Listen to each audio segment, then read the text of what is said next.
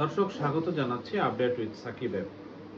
আপনারা হয়তো জেনে থাকবেন যে সৌদি আরবে সফর করেছেন মার্কিন প্রেসিডেন্ট ডোনাল্ড ট্রাম্প। 13 ও 14 মে তিনি সৌদি আরব সফর করেন, 14 ও 15 মে কাতার সফর করেন এবং 15 মে সংযুক্ত আরব আমিরাত সফরের মধ্যে দিয়ে গালফ এলাকার 3টি দেশের সফর শেষ করেন ডোনাল্ড ট্রাম্প। তো এই সফরের মধ্যে দিয়ে তার প্রথম আনুষ্ঠানিক বিদেশ সফর সম্পন্ন হলো। সাধারণত মার্কিন প্রেসিডেন্টরা তাদের দেশের বাইরে প্রথম বিদেশ সফর যুক্তরাজ্য, কানাডা বা মেক্সিকোতে করেন, তবে ডোনাল্ড ট্রাম্পই ব্যতিক্রম। তার প্রথম প্রেসিডেন্সিয়াল আমলেও তিনি প্রথম সফর করেছিলেন সৌদি আরব। তো তার এই সৌদি আরব সহ এই মধ্যপ্রাচ্য সফরকে ব্যবসা কূটনীতি হিসেবে আখ্যায়িত করা হয়। চলুন দেখে নেই এক নজরে খুব খুব গুরুত্বপূর্ণ কয়েকটি বিষয়, যাতে অন্তত দুহাত প্রাপ্তির ঝুলিতে উপচে পড়েছে ট্রাম্পের তহবিল। তো সেই দিকে একটু নজর দেয়। আমরা জানি যে সৌদি আরব যুক্তরাষ্ট্রের সাথে $600 বিলিয়ন একটি চুক্তি করেছে। যে এই চুক্তির আওতায় তারা প্রতিরক্ষা, প্রযুক্তি এবং অবকাঠামো খাত অন্তর্ভুক্ত। এছাড়া পাবলিক ইনভেস্টমেন্ট ফান্ড এবং ব্ল্যাকস্টোন গ্রুপের মধ্যে $20 বিলিয়ন অবকাঠামো চুক্তি হয়েছে।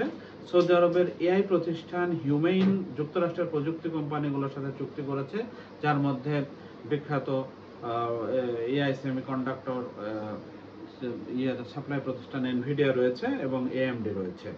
তো এর বাইরে আমরা দেখি কাতার এয়ারওয়েজ 210টি বিমান কেনার জন্য $42 বিলিয়ন মূল্যের চুক্তি করেছে। এছাড়া আল উদেইদ এয়ারবেজ, যেটা মার্কিন বিমান ঘাঁটি হিসেবে পরিচিত, কাতারে অবস্থিত, তো সেখানে $10 বিলিয়ন বিনিয়োগের প্রতিশ্রুতি দিয়েছে কাতার সরকার। এর বাইরে যুক্তরাষ্ট্রের প্রতিরক্ষা খাতে রেথিয়ন এবং জেনারেল অ্যাটমিক্স এর সাথে চুক্তি করেছে, যার মোট মূল্য $12 বিলিয়ন। তো সব মিলায়ে সংবাদ মাধ্যমে যেটি এসেছে যে কাতারের সাথে যুক্তরাষ্ট্রের $1.4 ট্রিলিয়ন একটি এই আর্থিক মূল্যের চুক্তি সম্পাদিত হয়েছে। এর বাইরে সংযুক্ত আরব আমিরাতে আগামী এক দশকে প্রায় $1.5 ট্রিলিয়ন বিনিয়োগের প্রতিশ্রুতি দিয়েছে, যার মধ্যে রয়েছে এআই, সেমিকন্ডাক্টর, এনার্জি এবং ম্যানুফ্যাকচারিং খাত। এছাড়া আমিরাতের এআই কোম্পানিগুলো G42 এবং যুক্তরাষ্ট্রের কোম্পানিগুলোর মধ্যে চুক্তি হয়েছে, যার ফলে আবুধাবিতে বিশ্বের বৃহত্তম এআই ডেটা সেন্টার নির্মিত হবে। এছাড়া আমিরাতের বিনিয়োগ প্রতিষ্ঠান MGX যুক্তরাষ্ট্রের এআই ডেটা সেন্টার এবং শক্তি অবকাঠামোতে $100 বিলিয়ন বিনিয়োগের পরিকল্পনা করছে। তো এই সব মিলিয়ে যদি আমরা এই সফরকে ট্রাম্পের দিক থেকে বিবেচনা করি, তাহলে কয়েক ট্রিলিয়ন ডলারে গিয়ে ঠেকবে এটার সমুদয় আর্থিক মূল্য। তো এছাড়া আরো কিছু রাজনৈতিক মূল্য আছে। তো আর্থিক মূল্যের আরো একটি বিষয় আমরা এখানে বলে রাখি, সেটা হলো যে আপনারা জানেন যে ট্রাম্প হচ্ছে একজন ধনাঢ্য ব্যবসায়ী। রিয়েল এস্টেট কোম্পানিতে তার ব্যবসা সবচেয়ে বড়। তো এই মিডল ইস্টে তার এই রিয়েল এস্টেট ব্যবসা তার ও তার পরিবারের বেশ বড়সড় ব্যবসা রয়েছে। তো সেদিক থেকেও ব্যক্তিগতভাবেও ট্রাম্প ফুলে ফেঁপে উঠবে এই সফরের মধ্যে দিয়ে। আর এর বাইরে তো যুক্তরাষ্ট্র এবং যুক্তরাষ্ট্রের প্রতিষ্ঠানগুলো তো ফুলে ফেঁপে উঠবেই। তো এর বাইরে আরো রয়েছে রাজনৈতিক ব্যাপারের ক্ষেত্রে আমরা যদি দেখি যে সিরিয়ার প্রেসিডেন্ট আল সারা, তার শর্ত সাপেক্ষে তার দেশের উপর থেকে সকল নিষেধাজ্ঞা উঠিয়ে নেওয়া হয়েছে। আল সারাকে ডেকে নিয়ে দামেস্ক থেকে উড়িয়ে নিয়ে রিয়াদে ট্রাম্পের সাথে সাক্ষাতের ব্যবস্থা করা হয়েছে এবং সেখানে ইসরায়েলের সাথে সম্পর্ক নরমালাইজ করার ব্যাপার নিয়ে ইতিবাচক অগ্রগতির খবর আমরা দেখেছি।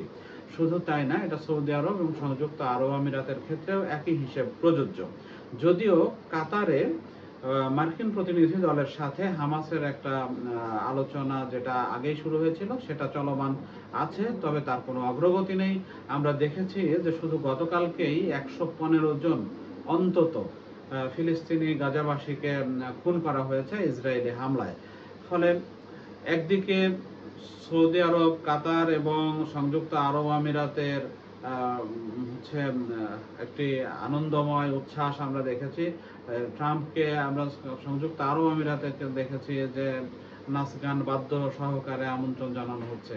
একদিকে মুসলিম ওয়ার্ল্ডের হৃদয়ে রক্তক্ষরণ, গাজায় অমানবিক মৃত্যু, অমানবিক ভোগান্তি, দুর্ভোগ, অন্যদিকে আনন্দ উচ্ছ্বাস এই মিডল ইস্টের এই 3টা দেশ জুড়ে। শুধু তাই নয়, আমরা গালফ কান্ট্রিগুলোরও একটি মিটিং ট্রাম্প করেছেন। তো সেখানে স্পষ্টত এই বার্তা দিয়েছেন যে মার্কিন যুক্তরাষ্ট্রের প্রতি, তাদের নীতির প্রতি, কূটনীতির প্রতি একটা অচ্ছেদ্য অনুগত একটা অঙ্গীকার সেখানে দেওয়া হয়েছে।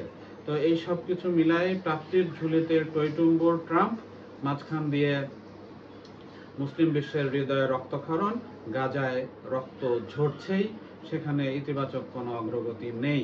যদিও হামাস হয়তো আশায় বুক বেঁধেছিল যে ইরান আলেকজান্ডারের মুক্তির পর হয়তো ইতিবাচক একটা পদক্ষেপ এখানে দেখা যাবে, যুদ্ধ অবিলম্বে বন্ধ হবে।